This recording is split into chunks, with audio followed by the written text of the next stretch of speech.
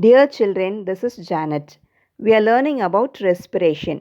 We studied that respiration is a chemical reaction which breaks down nutrients to release energy.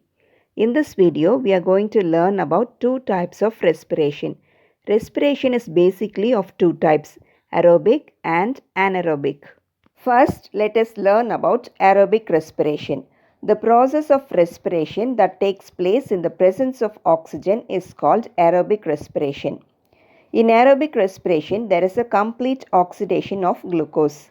Equation for aerobic respiration is represented as sugar or glucose plus oxygen gives energy plus carbon dioxide plus water. In aerobic respiration, the reaction involved is similar to that of combustion or burning. Let us understand the differences between aerobic respiration and combustion. In aerobic respiration, energy is given out gradually. After eating, immediately we will not get energy. The chemical reaction takes place slowly and the energy is released gradually. And this energy is used by the organisms for all their activities. This energy is stored inside the body in the form of energy-rich molecules called ATP. ATP means adenosine triphosphate. This stored energy can be used whenever needed. And in combustion, energy is given out suddenly. Have you seen things burning? In this case, energy is suddenly given out in the form of heat or light. Energy is not stored as ATP. The other type of respiration is anaerobic respiration.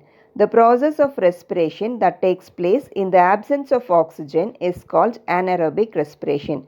In this process also energy is released, but very little compared to that of aerobic respiration.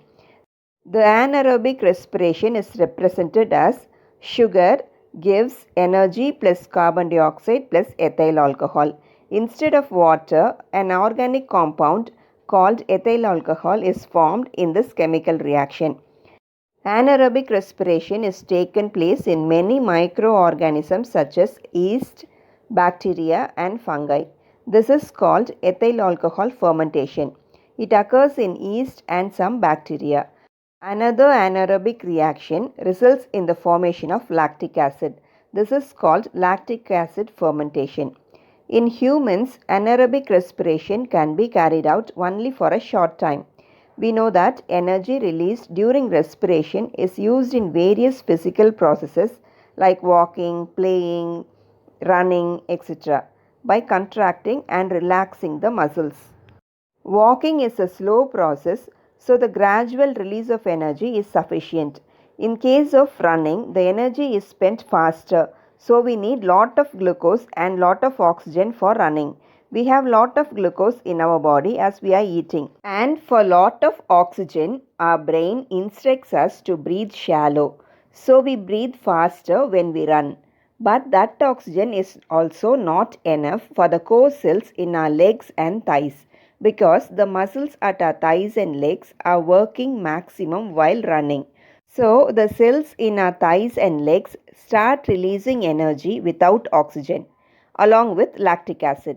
They conduct a different type of respiration to release energy without oxygen. If we keep on working, this lactic acid starts building on our muscles and makes the muscles acidic, and this creates pain and cramps.